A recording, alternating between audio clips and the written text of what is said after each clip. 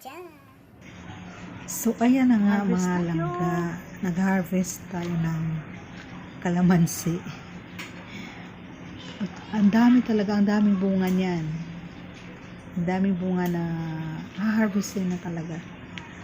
So, ayan, kumuha ako niyan para iuwi ko sa bahay. Kasi sa ano yan, sa aking pamangkin yan.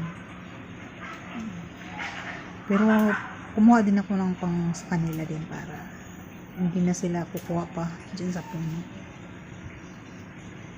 Yung driver nga daw nila sabi niya, kumuha na daw ng nakarang araw pero marami pa rin naiiwan. Ay, marami pa rin natitirang bunga. Ayan, ang dami kaya yan. Mayabong yan bali may ano pa yan dito sa gilid, kaso ginagawang ano yan, gumawa ng tawag nito, bubong para sa anuhan ng sasakyan, kaya pinutol yung sa kabila. Yan, napakaswerte nila maraming bunga yung kalamansi. Kaya ang Mother Kels nangunguha. Mura lang naman yata kalamansi ngayon sa palengke. Pero yan pa hindi mo naman yung bibilhin dadalhin ko. Mangunguha ka lang, tas dadalhin mo lang naman. Libre pa. Diba?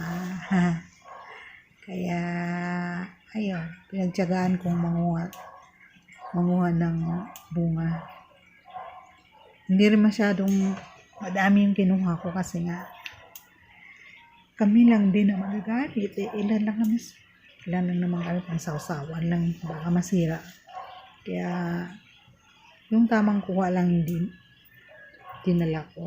Yung tamang dami lang na sa tingin ko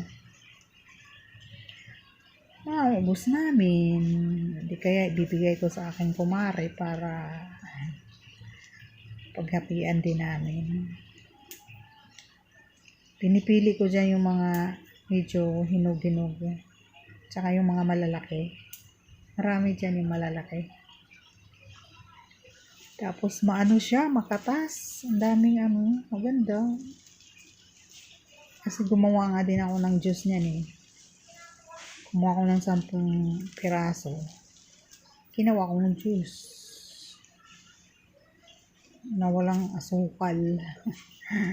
Ang asim, grabe. Pero masarap. Pure. Kaya ikaw, bilisan mo dyan pagkuha. Ang bagal-bagal kumuha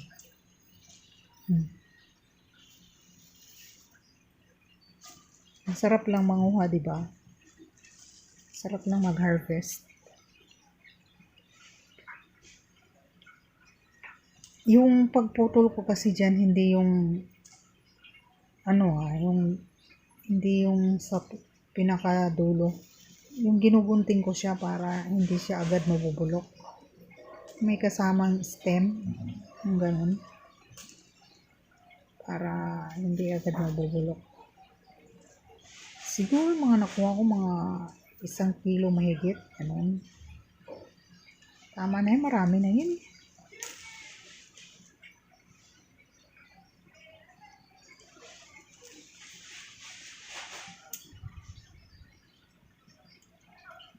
Ano bang tinitignan? Diyan kasi parang may naririnig akong kaluskos doon banda sa likod. Ang isip ko kasi parang may ahas. Kaya tumitingin-tingin ako sa likod. Yung ganon. Sinilip ko pa nga sinisilip ko. So, ito na yung ating nakuha, mga pangalangga, mga labs. Ayan, Nagpahinga ako dyan sa kubo. Marami na yan. Pahinga muna tayo dito sa kubo. Pumupo muna muna sa kubo. Ang sarap kaya dyan sa kubo. Malamig. Ganda dyan. May kamaritisan ka. Kubo baw. Ay, wala So, ganda na rin yung walang kamarites para hindi tayo magkasala. Char. Ito yung nakuha natin mga loves. Ayan So, ayan. Salamat sa pagpanood. God. God bless Dami pang bunga. everyone. Dami pang bunga.